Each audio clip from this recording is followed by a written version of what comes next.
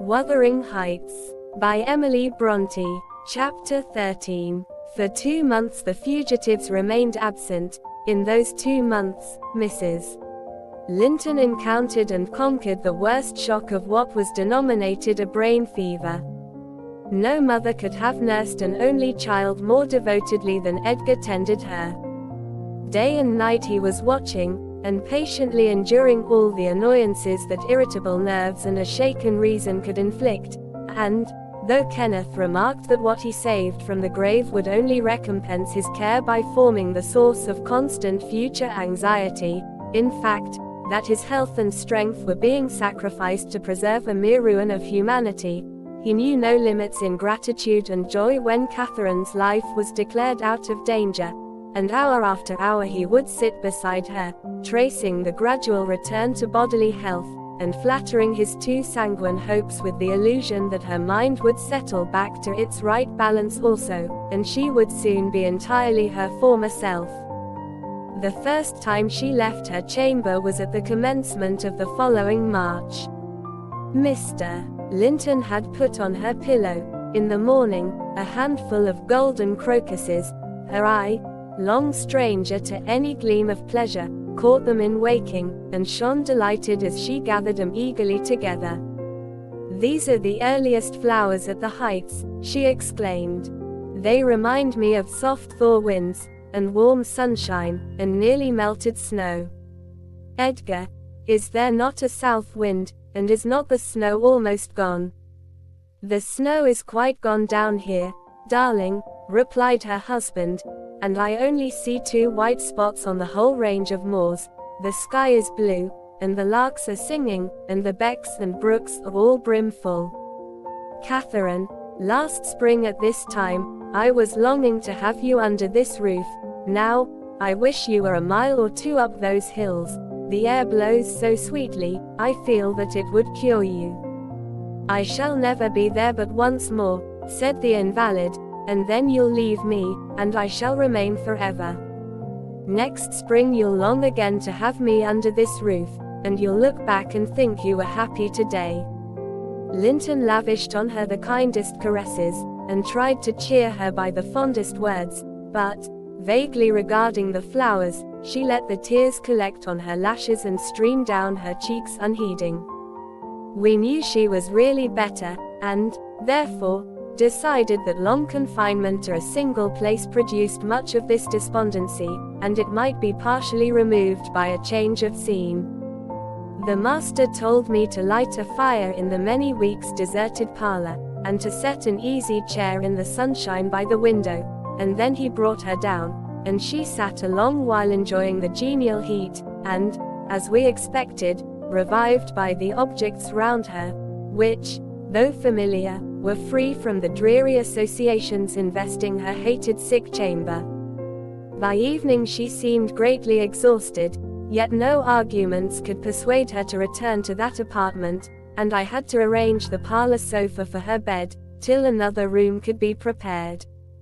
To obviate the fatigue of mounting and descending the stairs, we fitted up this, where you lie at present, on the same floor with the parlor, and she was soon strong enough to move from one to the other, leaning on Edgar's arm. I thought myself, she might recover, so waited on as she was. And there was double cause to desire it, for on her existence depended that of another. We cherished the hope that in a little while Mr. Linton's heart would be gladdened, and his lands secured from a stranger's gripe, by the birth of an heir. I should mention that Isabella sent to her brother, some 6 weeks from her departure, a short note, announcing her marriage with Heathcliff. It appeared dry and cold, but at the bottom was dotted in with pencil an obscure apology, and an entreaty for kind remembrance and reconciliation, if her proceeding had offended him, asserting that she could not help it then, and being done, she had now no power to repeal it. Linton did not reply to this, I believe, and, in a fortnight more, I got a long letter, which I considered odd, coming from the pen of a bride just out of the honeymoon. I'll read it, for I keep it yet. Any relic of the dead is precious, if they were valued living. Dear Ellen, it begins, I came last night to Wuthering Heights, and heard, for the first time, that Catherine has been, and is yet, very ill. I must not write to her, I suppose, and my brother is either too angry or too distressed to answer what I sent him. Still, I must write to somebody, and the only choice left me is you. Inform Edgar that I'd give the world to see his face again, that my heart returned to Thrushcross Grange in 24 hours after I left it, and is there at this moment, full of warm feelings for him, and Catherine. I can't follow it though, these words are underlined, they need not expect me, and they may draw what conclusions they please, taking care, however, to lay nothing at the door of my weak will or deficient affection. The remainder of the letter is for yourself alone. I want to ask you 2 questions. The first is, how did you contrive to preserve the common sympathies of human nature when you resided here? I cannot recognize any sentiment which those around share with me. The second question I have great interest in, it is this, is Mr. Heathcliff a man? If so, is he mad? And if not, is he a devil? I shan't tell my reasons for making this inquiry, but I beseech you to explain, if you can, what I have married, that is, when you call to see me, and you must call, Ellen, very soon. Don't write, but come, and bring me something from Edgar. Now, you shall hear how I have been received in my new home, as I am led to imagine the Heights will be.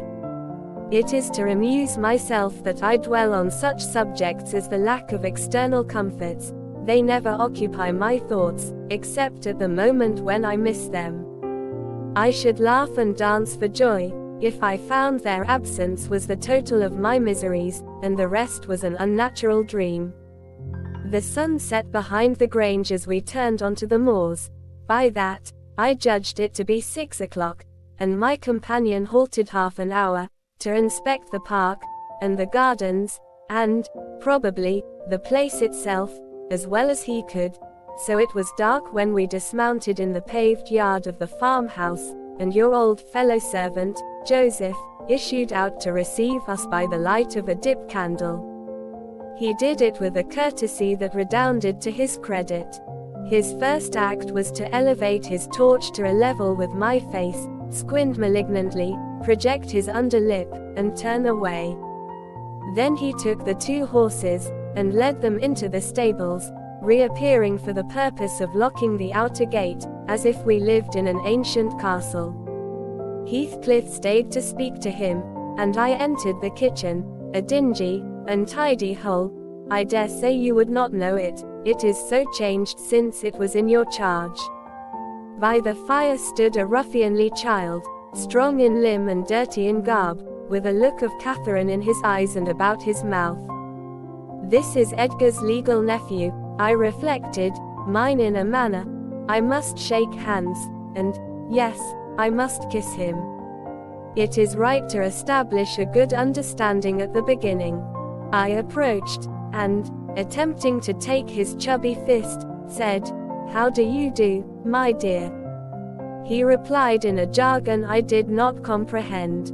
"Shall you and I be friends, Hareton?" was my next essay at conversation. An oath, and a threat to set Throttler on me if I did not frame off, rewarded my perseverance. "Hey, Throttler, lad," whispered the little wretch, rousing a half-bred bulldog from its lair in a corner. "Now, wilt thou be ganging?" he asked authoritatively. Love for my life urged a compliance. I stepped over the threshold to wait till the others should enter. Mr. Heathcliff was nowhere visible, and Joseph, whom I followed to the stables, and requested to accompany me in, after staring and muttering to himself, screwed up his nose and replied, "Mim. Mim. Mim. Did I've a Christian body hear aught like it? Mincing munching. How can I tell what ye say? I say, I wish you to come with me into the house." I cried, thinking him deaf, yet highly disgusted at his rudeness.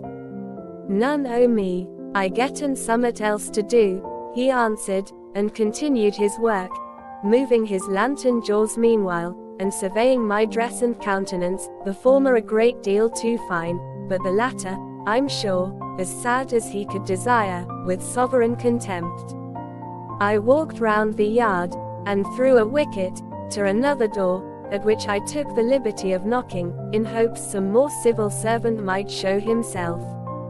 After a short suspense, it was opened by a tall, gaunt man, without neckerchief, and otherwise extremely slovenly. His features were lost in masses of shaggy hair that hung on his shoulders, and his eyes, too, were like a ghostly Catherine's with all their beauty annihilated. "What's your business here?" he demanded, grimly. "Who are you?" "My name was Isabella Linton," I replied. "You've seen me before, sir. I'm lately married to Mr. Heathcliff, and he has brought me here, I suppose, by your permission." "Is he come back, then?" asked the hermit, glaring like a hungry wolf. "Yes.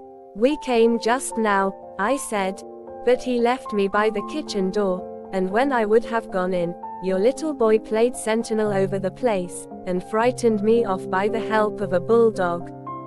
"It's well the hellish villain has kept his word," growled my future host, searching the darkness beyond me in expectation of discovering Heathcliff, and then he indulged in a soliloquy of execrations, and threats of what he would have done had the fiend deceived him. I repented having tried this second entrance, and was almost inclined to slip away before he finished cursing, but ere I could execute that intention, he ordered me in, and shut and refastened the door. There was a great fire, and that was all the light in the huge apartment, whose floor had grown a uniform grey, and the once brilliant pewter dishes, which used to attract my gaze when I was a girl, partook of a similar obscurity, created by tarnish and dust. I inquired whether I might call the maid, and be conducted to a bedroom. Mr. Earnshaw vouchsafed no answer. He walked up and down, with his hands in his pockets, apparently quite forgetting my presence, and his abstraction was evidently so deep, and his whole aspect so misanthropical, that I shrank from disturbing him again. You'll not be surprised, Ellen, at my feeling particularly cheerless, seated in worse than solitude on that inhospitable hearth, and remembering that 4 miles distant lay my delightful home, containing the only people I loved on earth, and there might as well be the Atlantic to part us. Instead of those 4 miles, I could not overpass them. I questioned with myself, where must I turn for comfort? And, mind you don't tell Edgar, or Catherine, above every sorrow beside, this rose preeminent, despair at finding nobody who could or would be my ally against Heathcliff. I had sought shelter at Wuthering Heights, almost gladly, because I was secured by that arrangement from living alone with him, but he knew the people we were coming amongst, and he did not fear their intermeddling. I sat and thought a doleful time. The clock struck 8, and 9, and still my companion paced to and fro, his head bent on his breast, and perfectly silent, unless a groan or a bitter ejaculation forced itself out at intervals. I listened to detect a woman's voice in the house, and filled the interim with wild regrets and dismal anticipations, which, at last, spoke audibly in irrepressible sighing and weeping. I was not aware how openly I grieved, till Earnshaw halted opposite, in his measured walk, and gave me a stare of newly awakened surprise. Taking advantage of his recovered attention, I exclaimed, "I'm tired with my journey, and I want to go to bed. Where is the maid servant? Direct me to her, as she won't come to me." "We have none," he answered. "You must wait on yourself." "Where must I sleep, then?" I sobbed. I was beyond regarding self-respect, weighed down by fatigue and wretchedness. "Joseph will show you Heathcliff's chamber," said he. "Open that door, he's in there." I was going to obey, but he suddenly arrested me, and added in the strangest tone, "Be so good as to turn your lock, and draw your bolt, don't omit it." "Well," I said, "but why, Mr. Earnshaw?" I did not relish the notion of deliberately fastening myself in with Heathcliff. "Look here," he replied, pulling from his waistcoat a curiously constructed pistol, having a double-edged spring knife attached to the barrel. "That's a great tempter to a desperate man, is it not?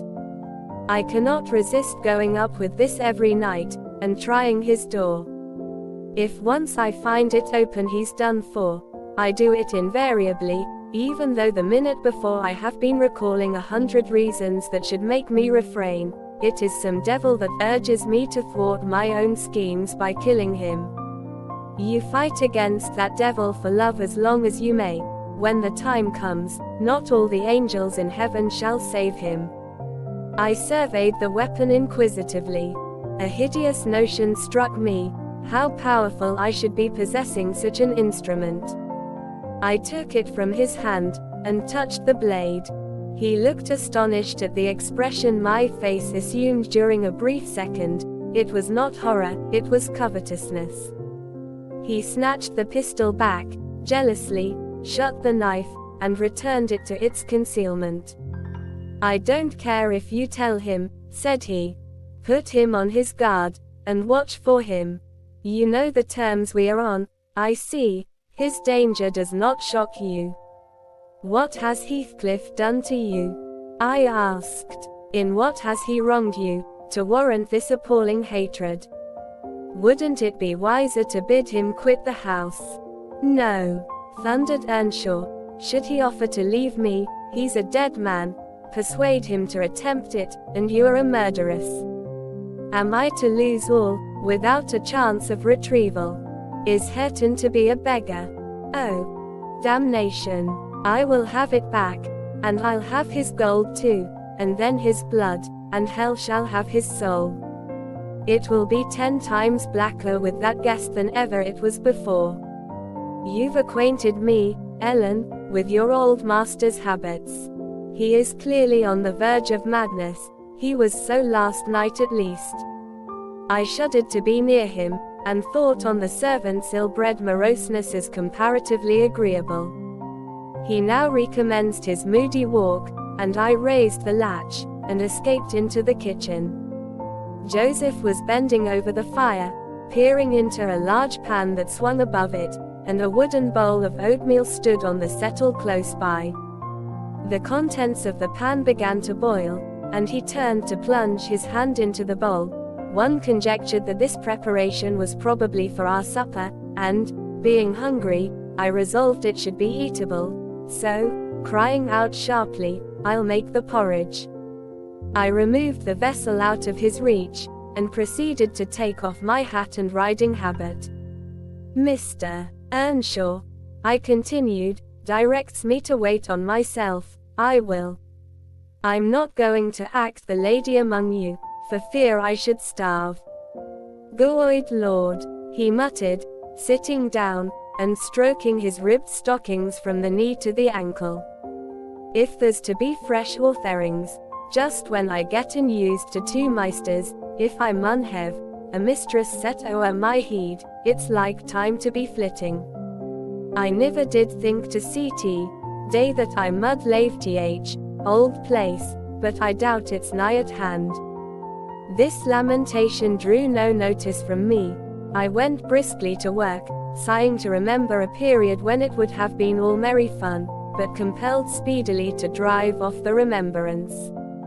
It racked me to recall past happiness, and the greater peril there was of conjuring up its apparition. The quicker the theble ran round, and the faster the handfuls of meal fell into the water.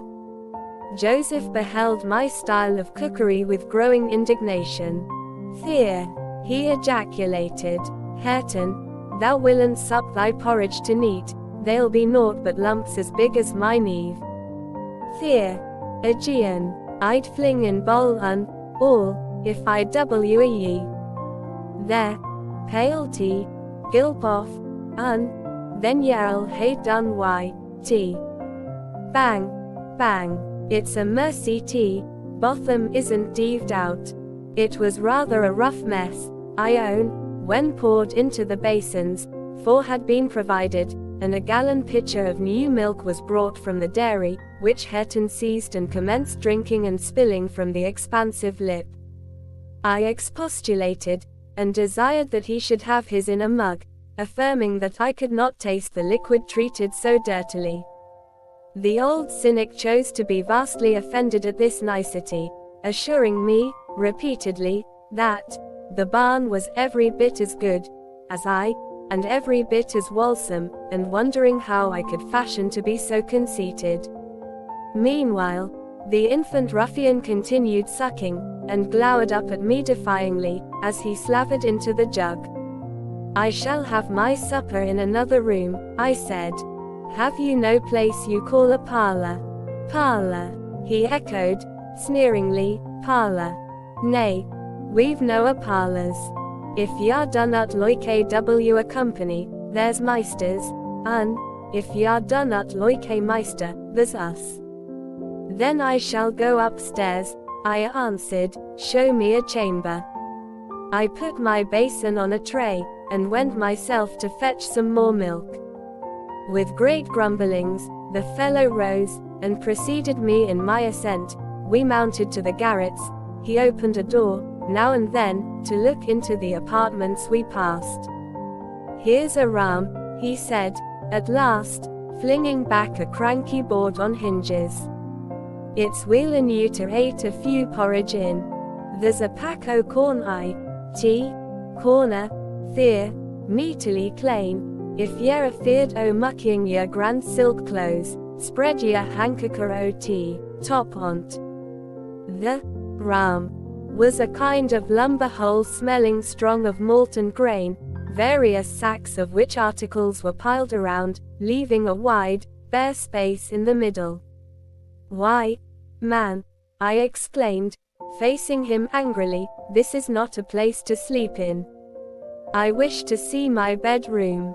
Bedroom, he repeated, in a tone of mockery. Yas see all tea, bedroom's there is, yon's mine.